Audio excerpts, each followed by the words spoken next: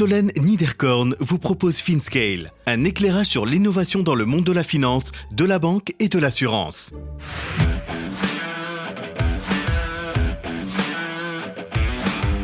Automatiser la gestion des dépenses, le pari audacieux d'Expensia. Karim Jouini, CEO et cofondateur d'Expensia à Paris et Tunis.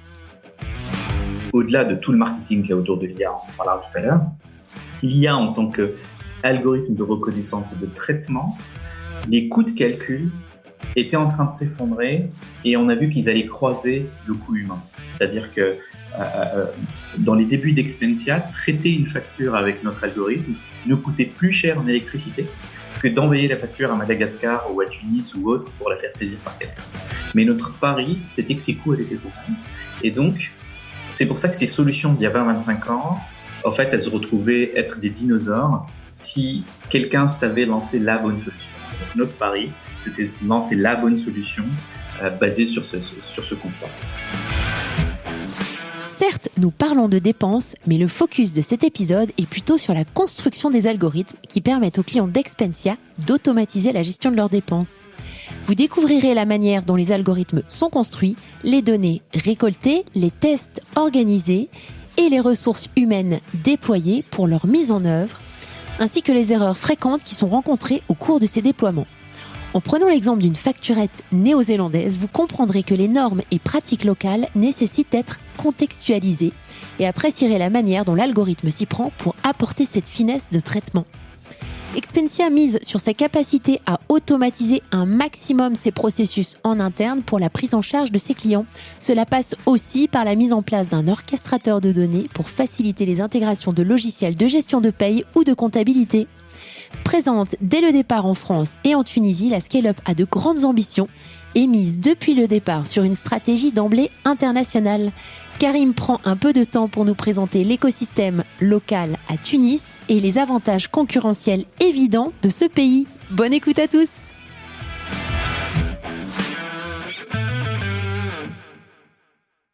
Bonjour à tous, bonjour Karim. Bonjour Solène. Merci pour ta disponibilité, merci pour ton temps, merci de nous accorder cet entretien pour nous parler d'Expensia. Est-ce que tu pourrais, s'il te plaît, te présenter ? Alors oui, bien sûr, merci à toi de m'accueillir. Donc, je m'appelle Karim Jouini, je suis cofondateur et CEO d'Expensia.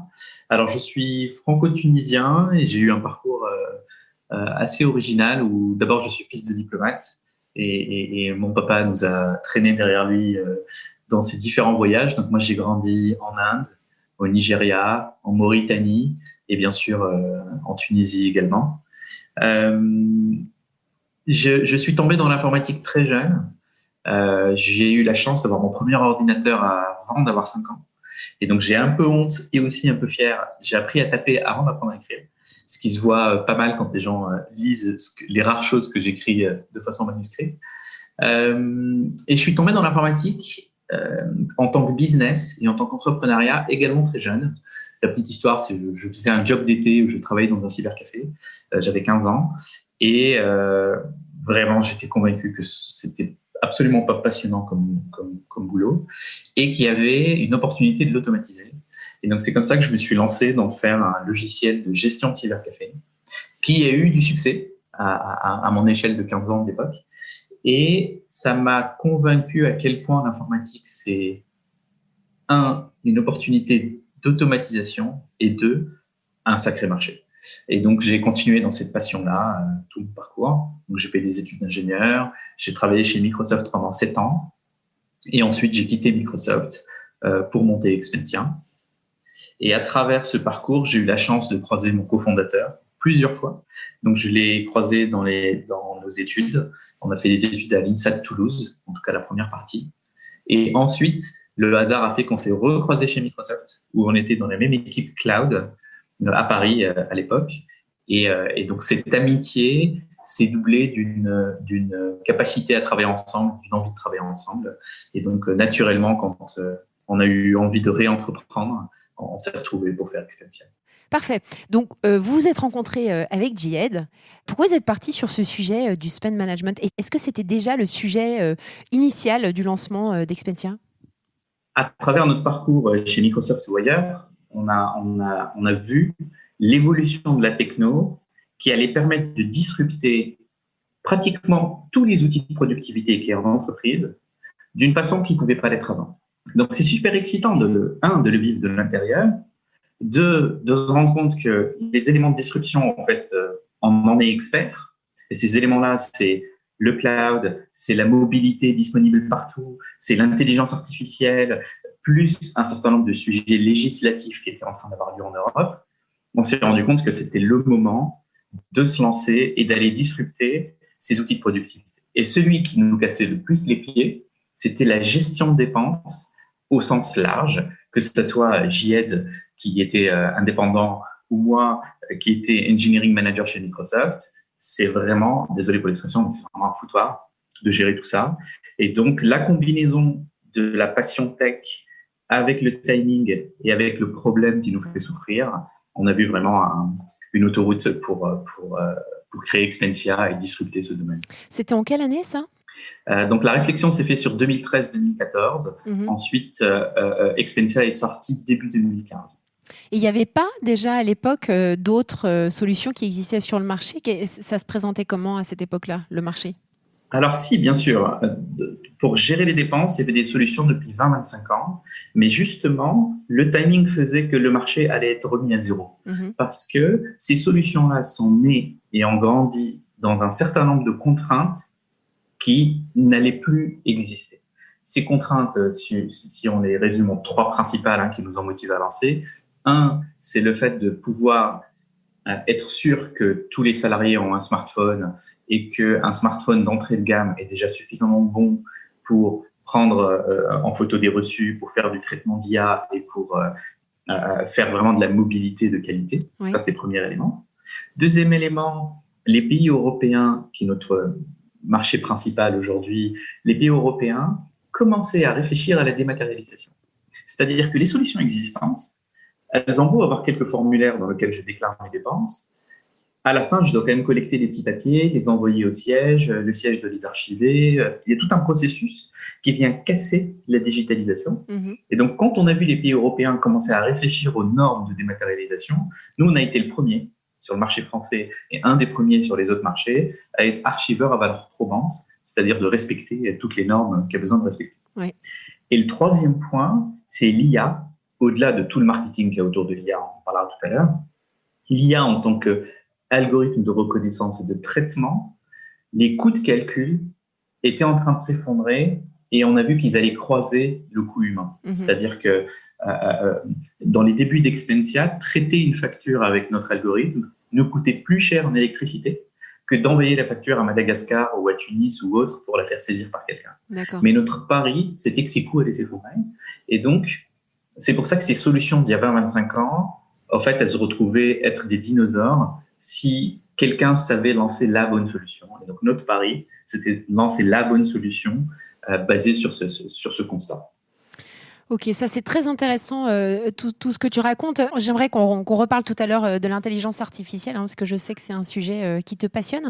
Avant qu'on parle de ça, est-ce que tu pourrais nous dire le premier produit que vous avez lancé et comment vous avez lancé l'aventure ? Donc, il y a eu cette phase de réflexion. Alors, c'est vraiment très simple, entre guillemets. C'est que gérer des dépenses, ces dépenses-là sont multiples dans une entreprise. Un salarié, il a du transport quotidien. Donc, à Paris, ça va être le Navigo, je me fais rembourser. Il a des notes de frais, c'est-à-dire il se déplace, il avance de l'argent, il se fait rembourser. Il a des achats généraux, c'est-à-dire que, par exemple, un commercial, il a besoin de payer un abonnement LinkedIn, il a besoin d'acheter des services en ligne, etc. Et puis, il y a les achats généraux plus classiques. J'ai un invité, j'ai besoin d'un plateau repas ou autre. Donc, au début, on s'est dit, on va réfléchir par use case. On va se concentrer sur un use case et on va le faire de manière excellente. Et ensuite, on va rajouter les use cases un par un. Donc, on s'est focalisé sur exclusivement la note de frais. Et d'ailleurs, c'est par la note de frais qu'on nous connaît le plus.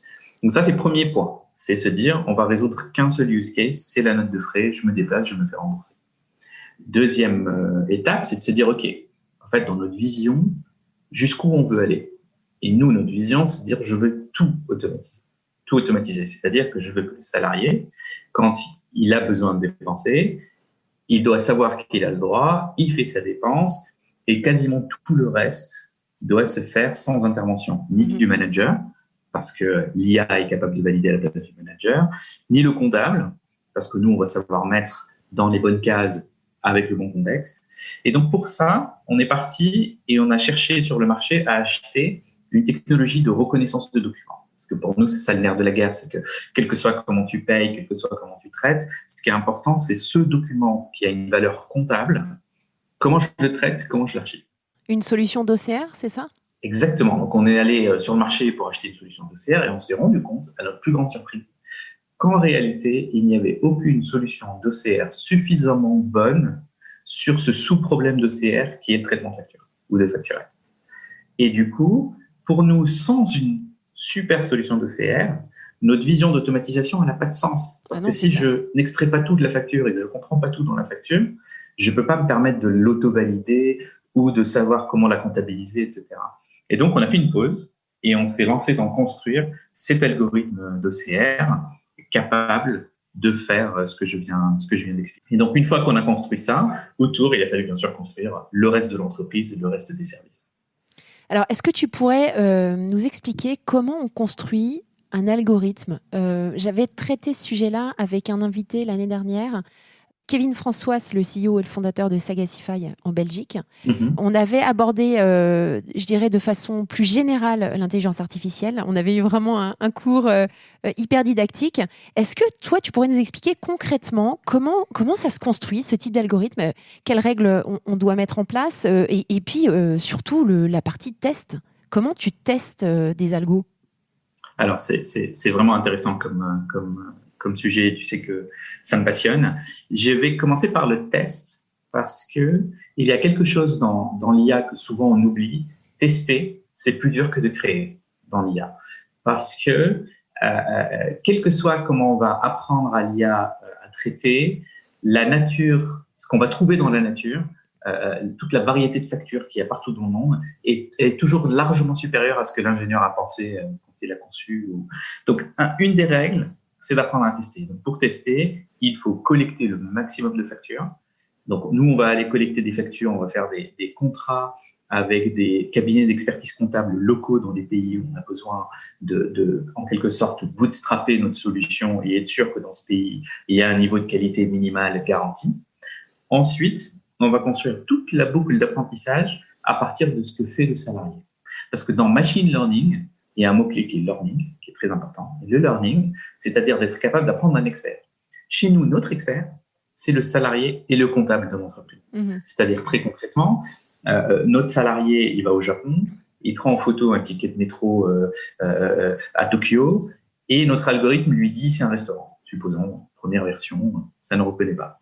Le salarié, lui, il a la main, c'est lui qui gagne à la fin, donc il va corriger, il va dire non, c'est un métro. Et donc, notre système va et apprendre ce que c'est qu'un métro, et prévenir les testeurs que là, on s'est trompé. Et donc, dans l'IA, la première étape, c'est de construire le système de feedback. Les testeurs, c'est des testeurs automatiques ou c'est des personnes physiques ?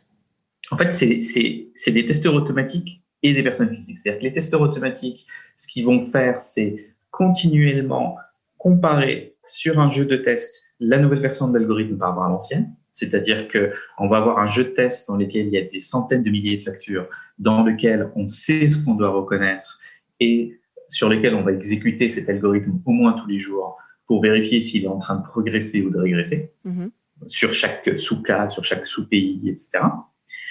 Et ensuite, il y a bien sûr des testeurs humains qui vont interpréter ce résultat et décider s'il s'agit d'un problème de données, s'il s'agit d'un problème où il faut améliorer l'algorithme, s'il s'agit d'un cas particulier, parce qu'une des choses frustrantes dans le traitement de factures et de facturettes, c'est que parfois les factures sont fausses elles-mêmes.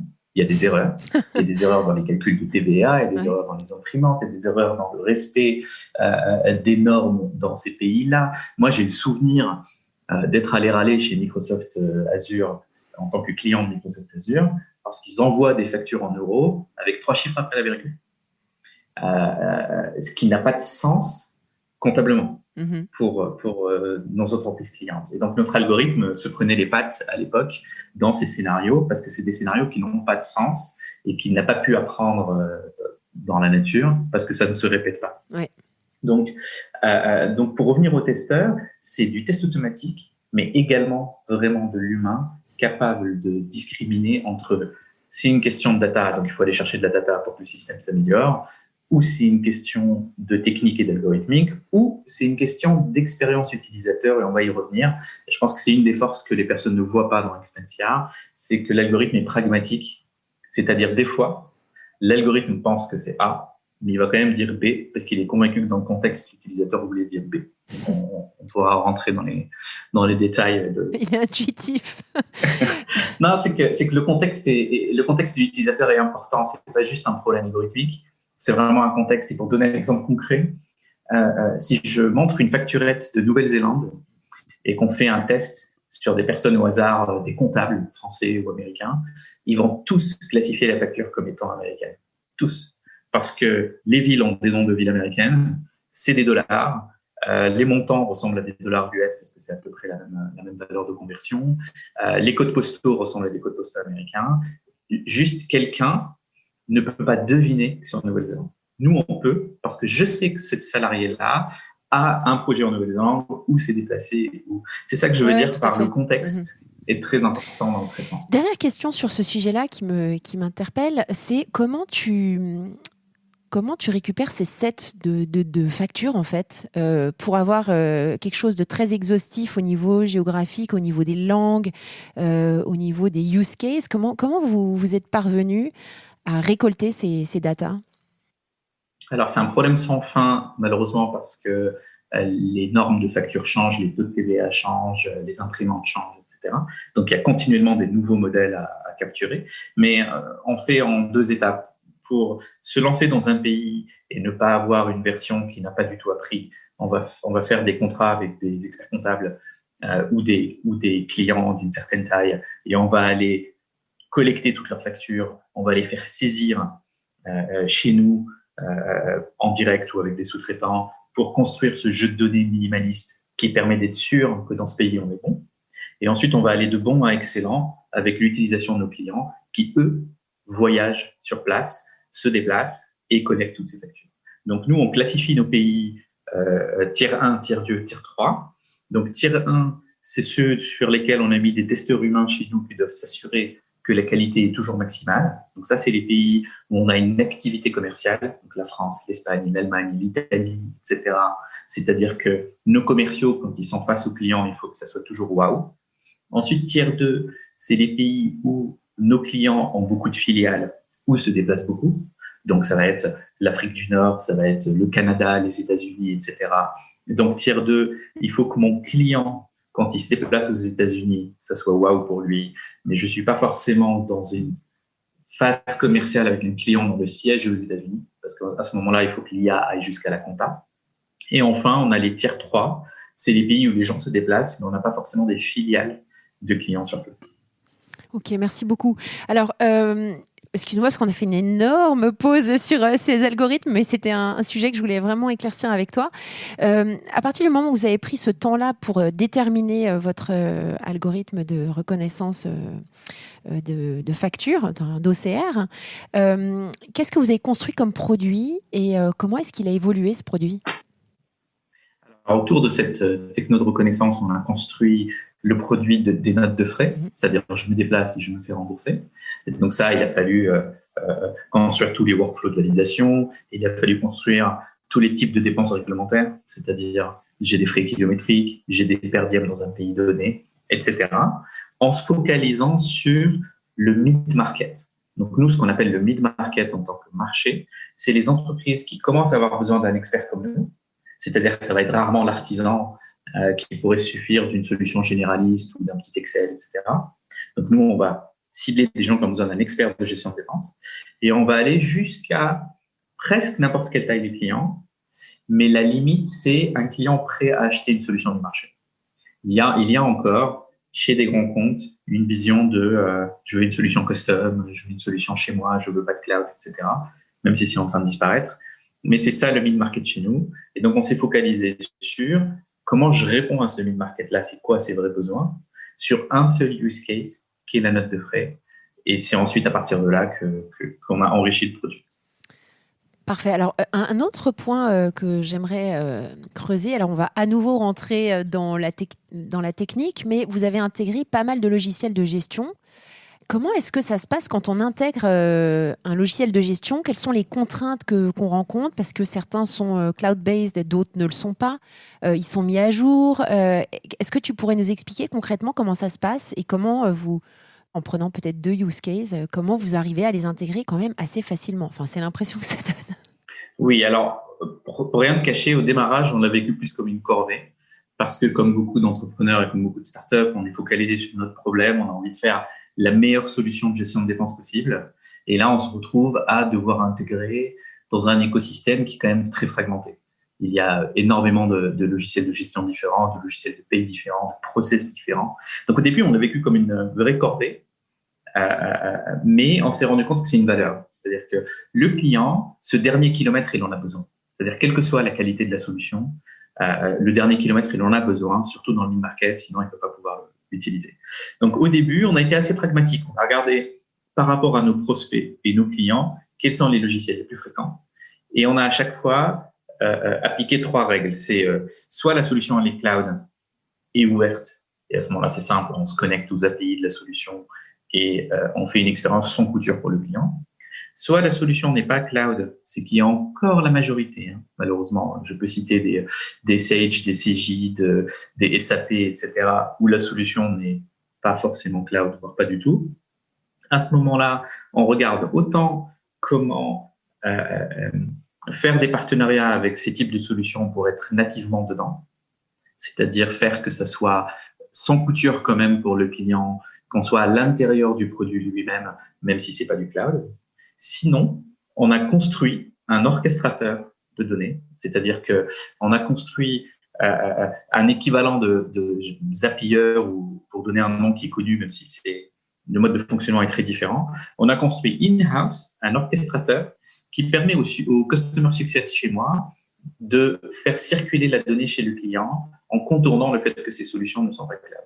Concrètement, ça va être, par exemple, on met en place un serveur sécurisé d'échange de fichiers. En quelques clics, on va dire, OK, le fichier en entrée, il va être sous tel format, il va sortir sous le format Sage 1000, ça va avoir lieu une fois par jour, il faut un fichier de virement qui sort, il va aller dans telle banque et ça va avoir lieu tous les vendredis soirs, etc. Et donc, notre force, c'est d'avoir cet orchestrateur qui permet à des non-développeurs d'intégrer n'importe quel client. Ouais. C'est-à-dire qu'on est passé de cette corvée à un système quasi automatisé. Maintenant, la réalité de nos clients, et c'est pour ça qu'ils aiment cet orchestrateur, c'est qu'on a beau avoir 3 clients qui ont Sage 1000, si je prends un exemple, pour une solution comme Expensia, c'est 3 clients très différents. Parce que Sage 1000 est tellement paramétrable qu'en fait, c'est comme si c'était 3 ERP différents. Ouais.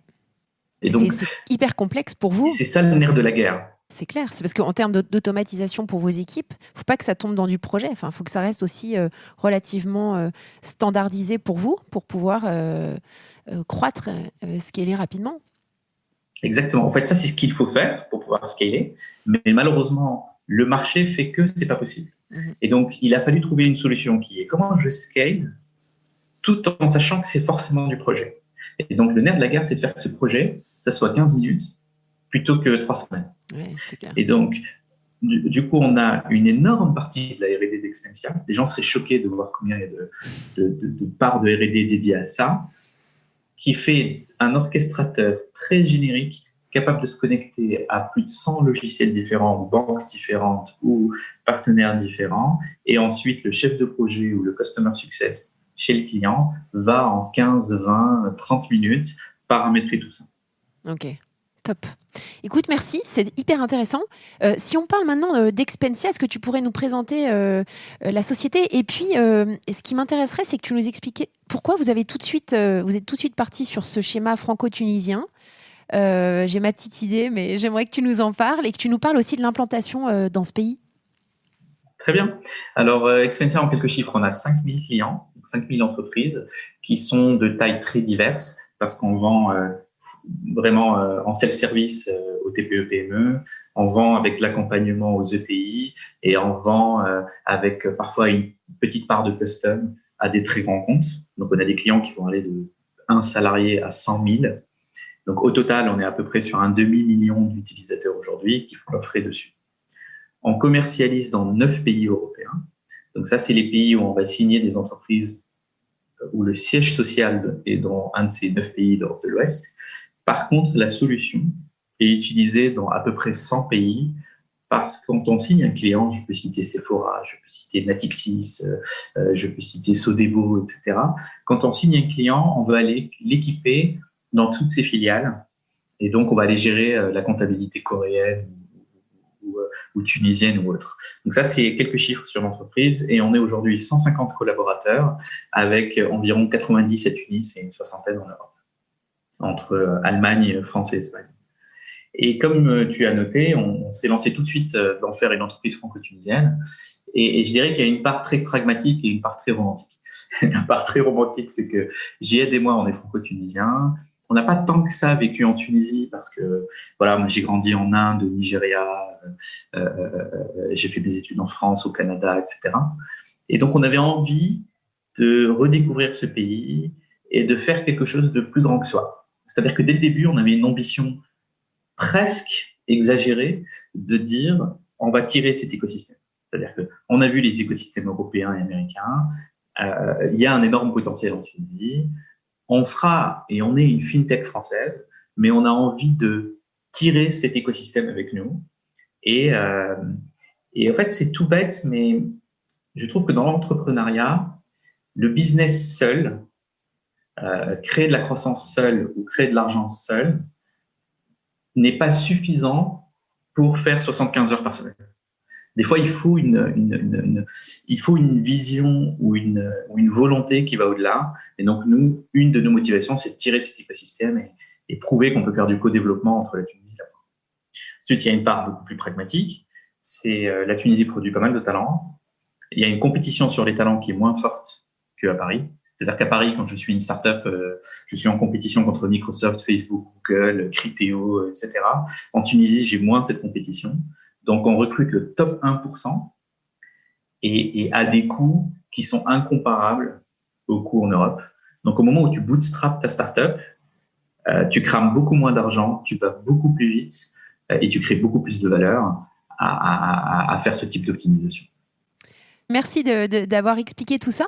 Comment ça se passe une implantation dans un écosystème tunisien ? Moi, je t'avoue que je connais en grande masse les écosystèmes africains. J'ai fait un épisode spécial sur le sujet l'année dernière. Ça m'intéresse énormément d'en savoir un tout petit peu plus. Si tu peux prendre 5 minutes pour nous expliquer quelle est la maturité de l'écosystème startup en Tunisie ? Quelle est la dynamique ? Alors, l'écosystème, il a mûri très vite. Pour donner quelques idées, je dirais que ça ressemble à l'écosystème parisien d'il y a 6-7 ans, mais avec une vitesse plus grande parce que justement, l'écosystème est en retard, il y a un rattrapage. Mais pour donner quelques éléments clés, le marché tunisien, c'est un marché qui est très petit en tant que taille de pays, taille de marché. Et donc, les startups qui naissent en Tunisie naissent internationales dès le début. C'est-à-dire que c'est impressionnant quand tu parles à un entrepreneur égyptien ou tunisien ou nigérian, ils n'ont pas du tout la même vision de à qui ils vont vendre. Le Nigérian et l'Égyptien savent qu'ils ont un vrai marché. Les Tunisiens savent dès le début que leur solution doit être globale ou au moins régionale.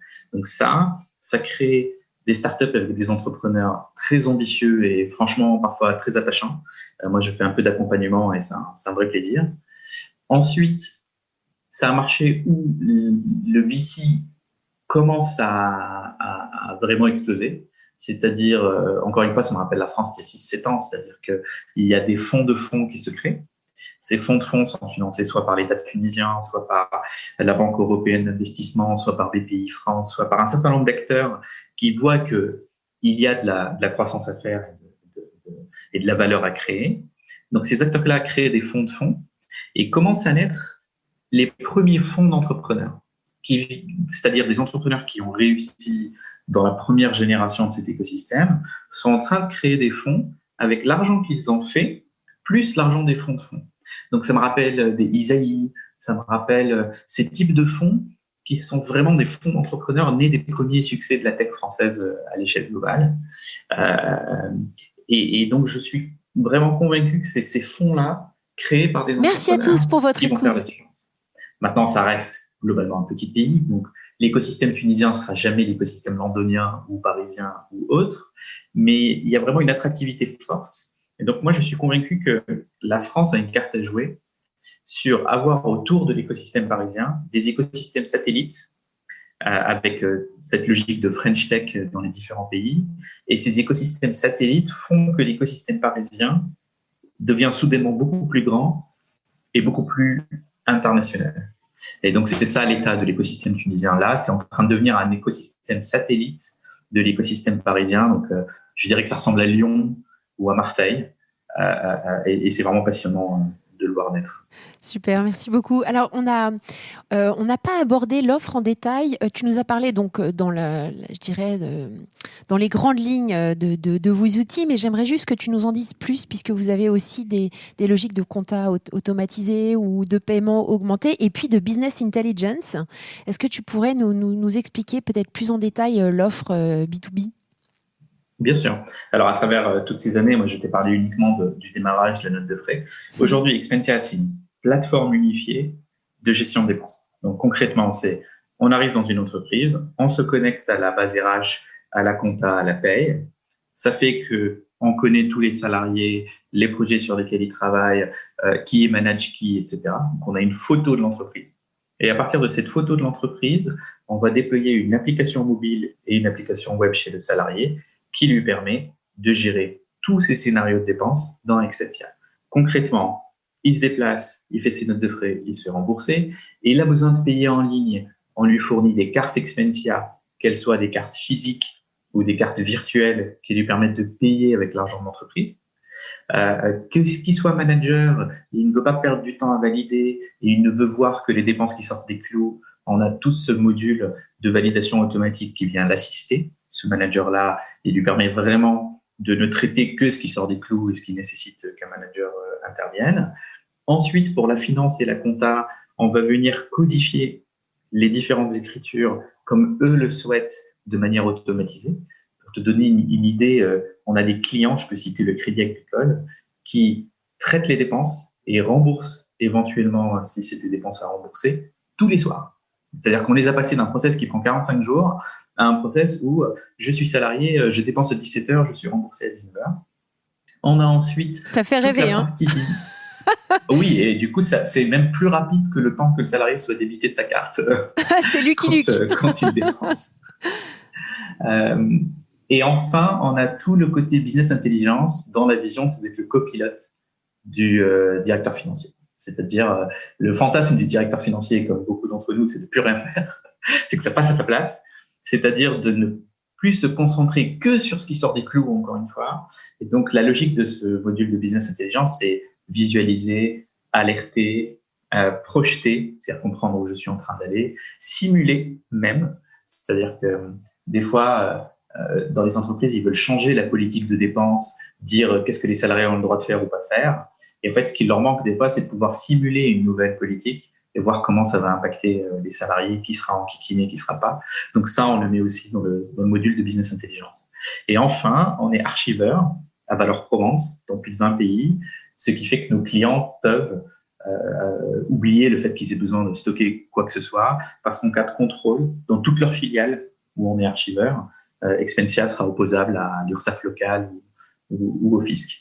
Donc ça, c'est Expensia en 360. Alors, juste l'archivage à données probantes, moi je sais ce que c'est, mais je ne pense pas que tous les auditeurs soient conscients des différences avec un archivage standard.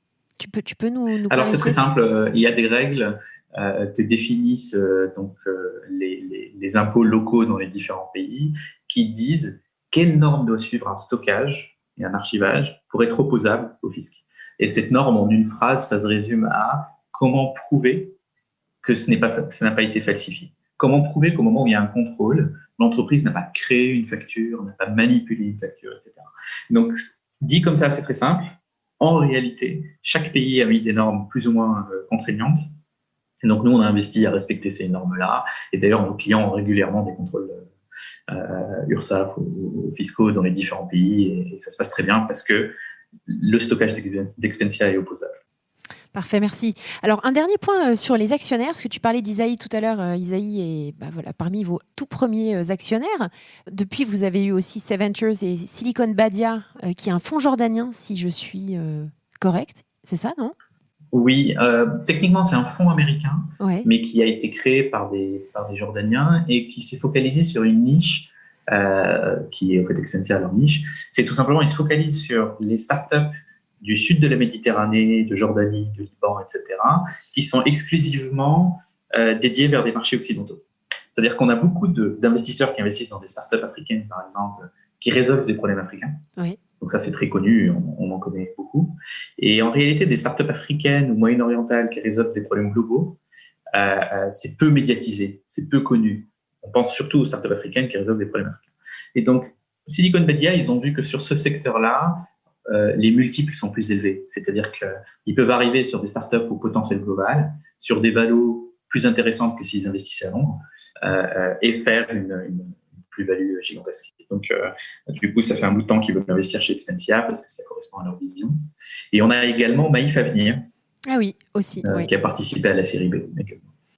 Donc, série B, c'était 20 millions d'euros, c'est ça ? Vous avez fait 20 millions de dollars. 20 millions de dollars, vous avez clôturé il n'y a pas très longtemps.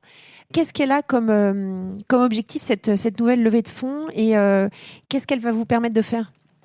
Sur les 6 ans qu'on vient de faire, on a prouvé qu'il y a un marché et qu'on sait être leader de ce marché. C'est-à-dire qu'aujourd'hui, Expensia équipe un demi-million de salariés, ce qui est en réalité de loin le plus gros acteur de cette nouvelle génération de FinTech, le fait d'équiper 500 000 personnes. Et donc, notre challenge, c'est comment répéter ce succès français dans d'autres pays et comment le répéter au moins à la même vitesse. Donc, une bonne partie de cette levée de fonds, elle va servir à répéter ce succès en Allemagne, en Espagne, en Italie, au Portugal, etc. Et la deuxième chose à laquelle va servir cette levée de fonds, c'est continuer notre investissement R&D pour être ce hub ou ce one-stop shop de la gestion de dépenses. C'est-à-dire être sûr que quand j'arrive dans une entreprise, je peux gérer tous les scénarios de dépenses dont a besoin cette entreprise. Et donc, ça inclut l'émission de cartes. Aujourd'hui, on émet des cartes en France. On va l'étendre dans les autres pays. On va innover sur cette partie de paiement. Et donc, globalement, c'est à ça que sert la levée de fonds. Continuer à investir en R&D et répliquer notre succès français dans les pays voisins. C'est top. Mais écoute, c'est assez impressionnant. Bravo. Merci pour tous ces éléments techniques que tu as rendus accessibles pour moi et les auditeurs. Avant qu'on se quitte, est-ce que tu peux nous recommander un livre ? Alors, bonne question. Je vais en citer 2 si je peux. Vas-y. Un qui est plus une vision que vraiment un roman, c'est What Would Google Do ? Et donc ça, je le cite souvent parce que je trouve que en tant qu'entrepreneur, des fois, on pense petit parce qu'on a peu de moyens et c'est très dangereux. En fait, si on veut créer un géant mondial, il faut penser comme un géant mondial dès les premiers jours de l'entreprise. Donc, je trouve que What Would Google Do, c'est une vraie claque. Et un vrai apprentissage, ça veut dire, pour résoudre un problème, il faut d'abord penser quelle est la vraie bonne solution avant de penser à quelle est la solution que je peux m'offrir. Et deuxième, qui est un livre qui fait un peu froid dans le dos, mais qui donne envie d'attaquer le problème environnemental de face, c'est un livre qui s'appelle Le Bug Humain. Et donc, Le Bug Humain, c'est un livre qui reprend un peu le fonctionnement du cerveau humain à l'échelle individuelle, c'est-à-dire un cerveau qui essaye de maximiser ses besoins primaires, et comment ce fonctionnement de cerveau fait qu'on est une société et une planète qui est en train de détruire l'environnement, parce qu'on va toujours plus vite, on a toujours plus de croissance, toujours plus de production, etc. Et comment résister à l'échelle individuelle et à l'échelle collective à ce besoin de toujours plus. Et je trouve que c'est le dernier livre qui m'a marqué, Le Bug Humain, que je recommande à tous les entrepreneurs, parce que je pense que nous, on est typiquement à l'échelle individuelle le type de personne qui veut toujours plus, qui voit toujours plus grand. Et donc, je pense que les entrepreneurs, ils doivent être aussi alignés avec des objectifs universels et urgents d'impact sur la planète et d'impact sur la société. Super, écoute, merci beaucoup Karim, c'était très intéressant ces 2 recommandations de bouquins et un épisode vraiment hyper enrichissant. Merci pour ces partages et à bientôt. Merci Solène, merci, à bientôt. Merci à tous pour votre écoute. Je suis ravie d'avoir partagé ce moment avec vous. N'hésitez pas à me contacter sur Twitter ou LinkedIn pour me faire part de vos commentaires ou de vos réactions. Et je compte sur vous pour noter cet épisode sur vos plateformes de podcast préférées. À la semaine prochaine!